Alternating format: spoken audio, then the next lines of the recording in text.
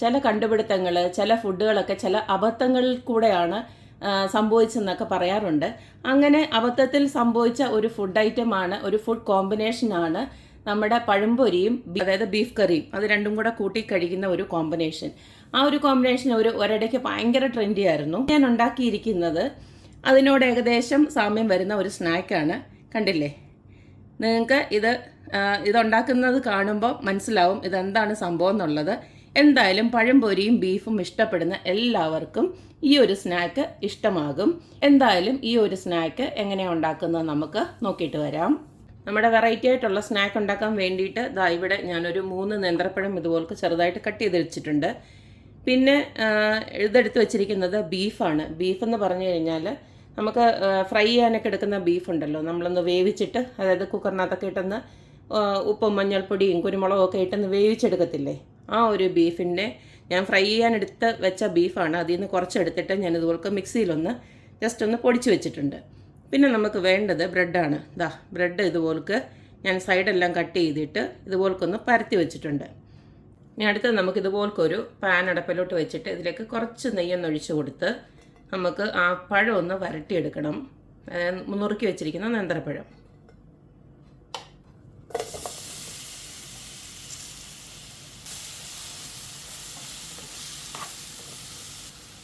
ഈ നേന്ത്രപ്പഴത്തിലേക്ക് വേണമെന്നുള്ളവർക്ക് കുറച്ച് മധുരം ഒന്ന് ആഡ് ചെയ്ത് കൊടുക്കാം. ഞാനിപ്പോൾ മധുരം ആഡ് ചെയ്യുന്നില്ല, കാരണം ഈ നേന്ത്രപ്പഴത്തിന് ഓൾറെഡി നല്ല മധുരമുണ്ട്.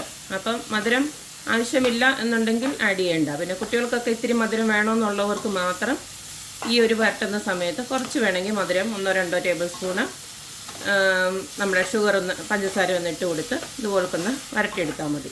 നമ്മുടെ പഴം എല്ലാം ഇതുപോൽക്കൊന്ന് ഈ ഒരു രീതിയിൽ നല്ല ഇങ്ങനെ മാഷ് ചെയ്തെടുത്തിട്ടുണ്ട്.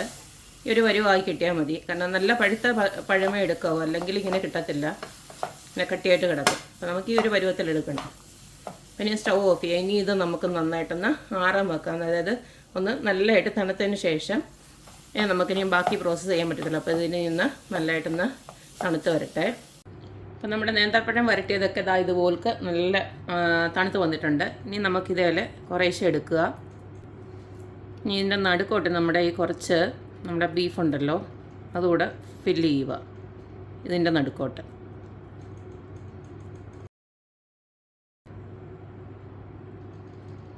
എന്നിട്ട് ഇതിനെ ഒന്ന് റോള് പോലെ ആക്കുക.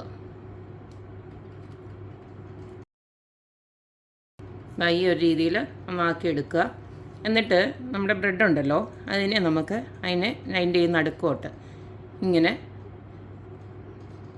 ഇങ്ങനെ വരുന്ന രീതിയിൽ ഒന്നാക്കി വെക്കുക. ഞാൻ ഇവിടെ കുറച്ച് നമ്മുടെ മൈദ ജസ്റ്റ് ഒന്ന് കലക്കി വെച്ചിട്ടുണ്ട്. കുറച്ച് വെള്ളത്തിൽ 1 ടേബിൾ സ്പൂണേ മൈദ എടുത്തിട്ടുള്ളൂ. കുറച്ച് വെള്ളത്തിൽ ഇതുപോലെ കലക്കി വെച്ചിട്ടുണ്ട്. ഇത് നമുക്കത് ഒട്ടിക്കാൻ വേണ്ടിയിട്ടാണ്. അവർക്കൊന്ന് 4 സൈഡും ഒന്ന് ഒട്ടിച്ച് കൊടുക്കാൻ വേണ്ടിയിട്ടാണ്.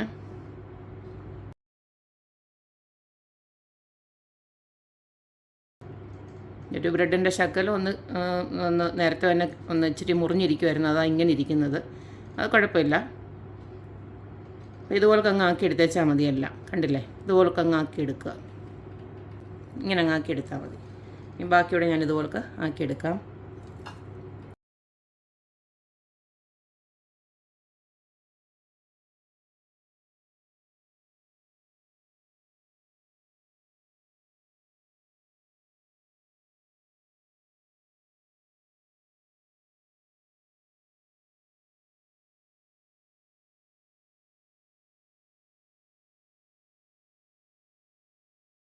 അപ്പോൾ ഞാൻ ഇതുപോലെക്കെല്ലാം ഇതാക്കി വെച്ചിട്ടുണ്ട്. പിന്നെ നമുക്കിനി വേണ്ടത് ഒരു മുട്ടയാണ്. ഇതിന് മുട്ട പൊട്ടിച്ച് വെച്ചിട്ടുണ്ട്. നല്ലതായിട്ടൊന്ന് ബീറ്റ് ചെയ്തെടുക്കുക.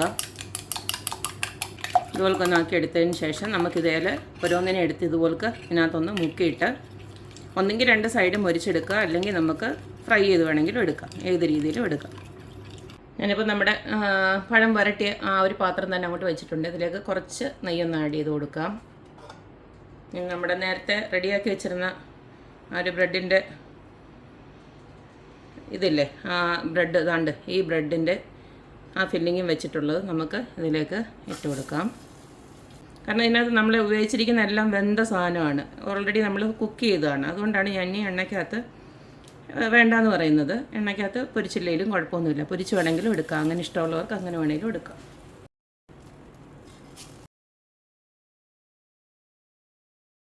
അപ്പോൾ രണ്ട് വശം എന്താ ഇതുപോലൊക്കെ നല്ലതായിട്ടൊന്ന് മുരിച്ച് രണ്ട് വശവും ഇങ്ങനെ മാറ്റി മുരിച്ചൊന്ന് എടുക്കണം. അത്രയേ ഉള്ളൂ പണി. അപ്പോൾ ഇതായിട്ടുണ്ട്. നമുക്കിതിനെ അങ്ങ് മാറ്റാം. അടുത്തത് നമുക്ക് എണ്ണയിൽ കുറച്ചൊന്ന് ഫ്രൈ ചെയ്ത്, അതായത് കുറച്ച് എണ്ണ മതി, ഒന്ന് ജസ്റ്റ് ഒന്ന് ഷാലോ ഫ്രൈ ചെയ്തെടുക്കാം. സെയിം അതുപോലെ തന്നെ ആ മുട്ടയുടെ മിക്സ്ചറിനകത്ത് ഇതുപോലൊക്കെ ഒന്ന് മുക്കി, പിന്നെ ഫുള്ളായിട്ടൊന്ന് മുക്കിയിട്ട് നമുക്ക് എണ്ണയ്ക്കകത്തോട്ട് അങ്ങ് ഇടാം.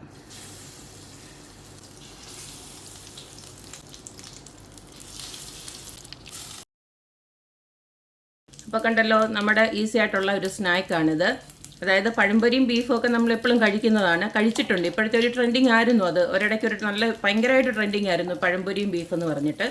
അപ്പോൾ ഏകദേശം അതേ സെയിം ടേസ്റ്റ് തന്നെ വരും. കാരണം നമ്മൾ ഇതിനകത്ത് വെച്ചിരിക്കുന്ന ഐറ്റം അത് തന്നെയാണ്. കാരണം നമ്മുടെ നേന്ത്രപ്പഴവും ബീഫും വെച്ചിട്ടുണ്ട്. അപ്പം ഏകദേശം ഒരു സെയിം ടേസ്റ്റ് ഉള്ള ഒരു സ്നാക്ക് തന്നെയാണിത്. കുട്ടികൾക്കൊക്കെ ഇങ്ങനെ എണ്ണയ്ക്കകത്തൊക്കെ ഒന്ന് മുക്കി പൊരിക്കുന്നതായിരിക്കും അവർക്ക് ഇച്ചിരി കൂടെ ടേസ്റ്റായിട്ട് വരുന്നത്. കാരണം ഇച്ചിരി കൂടെ നല്ല ക്രിസ്പി ആയിട്ടിരിക്കും ഇത്. അതേസമയം നേരത്തെ നമ്മളെടുത്തത് ഇച്ചിരി പ്രായമൊക്കെ ഉള്ളവർക്കാണെങ്കിൽ അധികം എണ്ണയൊന്നും ഇല്ലാണ്ട് അങ്ങനെയും ചെയ്ത് കൊടുക്കാം. അപ്പോൾ ഇത് രണ്ടും എന്തായാലും നല്ല ടേസ്റ്റാണ്. എങ്ങനെ കഴിച്ചാലും കുഴപ്പമൊന്നുമില്ല. പഴം കിട്ടിയാൽ എപ്പോഴും നമ്മൾ പഴംപൊരി അല്ലെങ്കിൽ ഉന്നക്കായ അങ്ങനെയൊക്കെ ഉള്ള സാധനങ്ങൾ എപ്പോഴും നമ്മൾ മിക്കവാറും ഉണ്ടാക്കുന്നതാണ്.